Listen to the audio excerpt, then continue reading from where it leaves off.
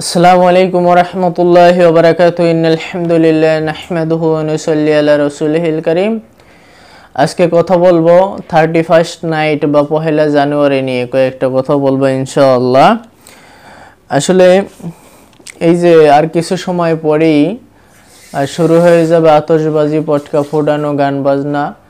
আনন্দের নাম দিয়ে আল্লাহ এবং তার রাসূল সাল্লাল্লাহু আলাইহি ওয়াসাল্লামের যত রকম বিরোধিতা করা যায় সবগুলোই এখানে চলবে। আসলে আপনি তো নিজেকে মুসলিম দাবি করেন, নিজেকে মুসলিম বলে পরিচয় দেন। আপনি কি জানেন যে ইংরেজি তারিখের সালকে আগে খ্রিস্টাব্দ বলা হতো? এটা খ্রিস্টাব্দ নামে প্রচলিত ছিল, কিন্তু হয়তো নামটা শুনেছেন কিন্তু কোনোদিন চিন্তা করে দেখেননি যে আসলে খ্রিস্টাব্দ কি। একবার আজকে জেনে রাখুন, আসলে খ্রিস্টানদের তৈরি করা একটা ক্যালেন্ডারের নাম হচ্ছে খ্রিস্টাব্দ, যেটা খ্রিস্টানরা তৈরি করেছে। অথচ আপনি নিজে মুসলিম হয়ে খ্রিস্টানদের তৈরি করা ক্যালেন্ডারের প্রথম দিনকে আনন্দ উৎসব উদযাপন করে কাটান। অথচ আপনাকে যদি জিজ্ঞেস করা হয় যে আপনি মুসলিম ক্যালেন্ডারের 12টা মাসের নাম বলেন, আপনি বলতে পারবেন না হয়তো। আসলে আপনি কি জানেন যে জানুয়ারির প্রথম দিন বা পহেলা জানুয়ারি কবে থেকে এরকম উৎসব উদযাপন করে পালন করা হয়? আমি যতটুকু জেনেছি, কাটাকাটি করে যতটুকু জানতে পেরেছি তা হলো প্রায় 2000-এরও বেশি বছর আগে রোমান সম্রাট জুলিয়াস সিজার একটি ক্যালেন্ডার চালু করেছিল। 1 জানুয়ারি রোমান প্যাগান উৎসব পালন করা হয়েছিল। সেই সূত্র ধরে এরপর থেকে 1 জানুয়ারি বছরের প্রথম দিন হিসেবে উদযাপন হয়ে আসছে। শুধু এতটুকুই নয়, এখানে একটা ধর্মীয় বিশ্বাস কাজ করে। ধর্মীয় বিশ্বাসটা হলো এই যে বছরের শুরুর দিন যে ফার্স্ট টাইম এটাকে যদি আনন্দ করে কাটানো যায় তাহলে নাকি সারা বছর ভালো কাটবে। এই বিশ্বাস নিয়ে এটা শুরু করা হয়েছিল। এটা মূলত যারা প্যাগান, সময়ের পূজারী, সময়ের পুজো করে, সকালের পুজো করত। অনেক সময় আমাদের দেশেও নাকি আগে ছিল, আমি দেখিনি, হয়তো বিভিন্ন ইতিহাসে জানা যায়, যতটুকু জানতে পেরেছি।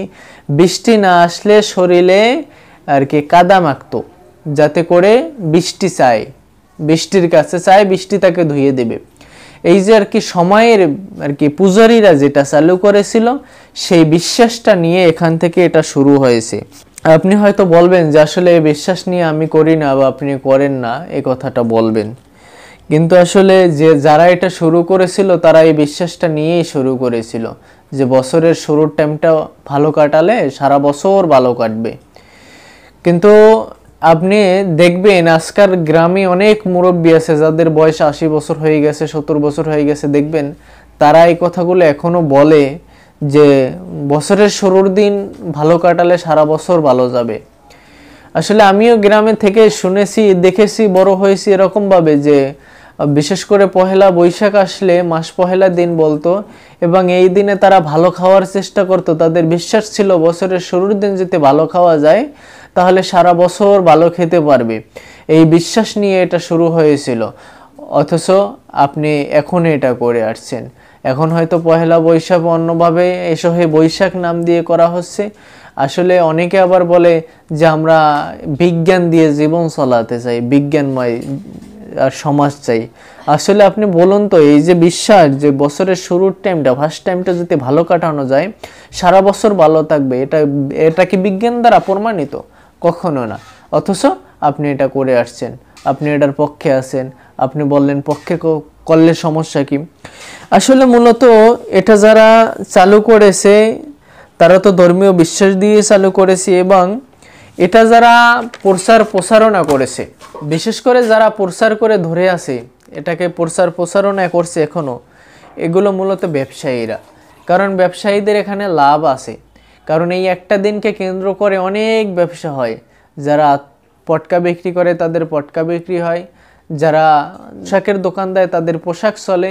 দেখবেন অনেক অফিসে, অনেক স্কুলে, অনেক ভার্সিটিতে এক কালার টি শার্ট, এক কালার শার্ট, এক কালার পাঞ্জাবি এবং এক কালার থ্রি পিস এবং চকলেট, সুনগ্রাম, অনেক কিছু, ফুল, একদিনকে কেন্দ্র করে হাজার হাজার কোটি টাকার বিজনেস হয় তাদের। তারা এটা প্রচার করবে না? এটা যত বড় হবে তাদের এটা তত লাভ বেশি হতে থাকবে। তারা তো এই চিন্তা করে এটাকে প্রচার করতে থাকে, এটাকে বড় করার চেষ্টা করে। আসলে আপনি তো নিজেকে মুসলিম বলে দাবি করেন, তাহলে কি একবার চিন্তা করে দেখেছেন যে আপনার ধর্মের সাথে এই যে বিশ্বাস এটা পুরোপুরি সাংঘর্ষিক? এবার আসুন দেখি আপনার রব যে আপনাকে সৃষ্টি করেছে, যে আপনাকে রিজিক দিয়েছে, যে আপনাকে সময় দিয়েছে, যে আপনাকে বিবেক দিয়েছে, যে আপনাকে চিন্তা করার ক্ষমতা দিয়েছে, সেই রব আপনাকে কি বলে। সূরাতুল হাসরের 7 নম্বর আয়াতে আল্লাহ সুবহানাহু ওয়া তাআলা বলেন, আউযু বিল্লাহি মিনাশ শাইতানির রাজীম وما آتاكم الرسول فخذوه وما نهاكم عنه فانتهوا। অর্থাৎ রাসূল তোমাদেরকে যা দেয় তা গ্রহণ করো, আর যা থেকে নিষেধ করে তা থেকে বিরত থাকো। সূরাতুল হাসর আয়াত নম্বর 7।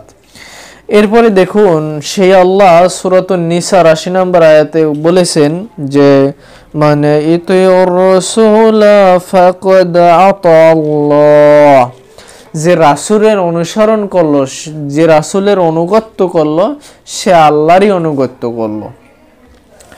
এবার দেখুন আপনার রাসূল সাল্লাল্লাহু আলাইহি ওয়াসাল্লাম কি বলেছে, আমার উম্মতের সবাই জান্নাতে যাবে।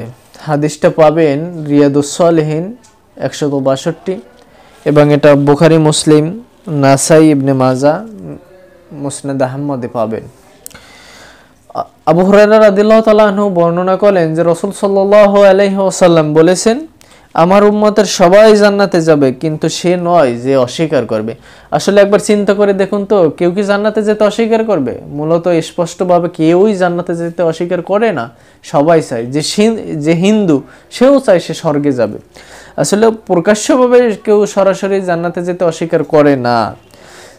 আসলে এখানে রাসূল সাল্লাল্লাহু আলাইহি ওয়াসাল্লামকে এই হাদিসে জিজ্ঞেস করা হলো কি জান্নাতে যেতে অস্বীকার করবে, তখন রাসূল সাল্লাল্লাহু আলাইহি ওয়াসাল্লাম বলেন, যে আমার অনুসরণ করবে সে জান্নাতে যাবে, আর যে আমার অবাধ্য করবে সে জাহান্নামে যাবে।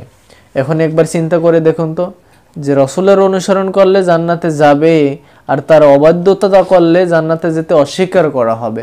এখন আপনি কি জান্নাতে যেতে অস্বীকার করতে চান? আসলে আপনি এটা কখনোই চাইবেন না, আমি নিজেও জানি, আর আমিও চাইব না। এবার দেখুন আবু দাউদ 4031 নম্বর হাদিস, আল্লাহ রাসূল সাল্লাল্লাহু আলাইহি ওয়াসাল্লাম বলেন, মান তাশাব্বাহা বিকওমিন ফাহুয়া মিনহুম, যে ব্যক্তি বিজাতির সাদৃশ্য অবলম্বন করে সে তাদেরই দলভুক্ত। এই যে পেগানরা শুরু করেছে, সময়ের পূজারীরা শুরু করেছে, অমুসলিমরা শুরু করেছে 31st নাইট বা 1 জানুয়ারি, আপনি তাদের দেখা দেখি তাদের অনুসরণে করতেছেন। আপনি কি মনে করেছেন কিয়ামতের দিন আপনি মুসলিমদের কাতারে উঠতে পারবেন? অথচ আল্লাহর নবী বলেছে যে বিদাতির সাদৃশ্য অবলম্বন করলো, বিধর্মীরা যা করে সে তাই করলো, তাদের দেখা দেখি, তাহলে সে কিয়ামতের দিন তাদের সাথেই উঠবে। তাহলে আপনি কি চিন্তা করেন যে আপনি কোথায় উঠতে পারবেন? একবার একটু চিন্তা করে দেখুন তো। আসলে যেখানে আল্লাহ সুবহানাহু ওয়া তাআলা বলেছেন লাকাদ কানা লাকুম ফি রাসূলিল্লাহি উসওয়াতুল হাসানাহ, জেনে রাখো তোমরা রাসূল সাল্লাল্লাহু আলাইহি ওয়াসাল্লামের মধ্যে রয়েছে উত্তম আদর্শ, আর আপনি ওই কাফের, মুশরিক, অগ্নি পূজারক এদের দেখা দেখি শুরু করেছেন। আসলে ভিডিওটা অনেক লম্বা হয়ে গেছে, আমি আরো কিছু বলতে চাইছিলাম, এখানে শেষ করে দিলাম। আল্লাহ আমার বলার ভিতরে যত ভুল ত্রুটি হয় আমাকে ক্ষমা করুক, আপনাদেরকে যারা এগুলো করছেন তাদেরকে হেদায়েত দান করুন, ফিরে আসুন। আজকের মতো এখানেই শেষ করছি। আসসালামু আলাইকুম ওয়া রাহমাতুল্লাহি ওয়া বারাকাতুহু।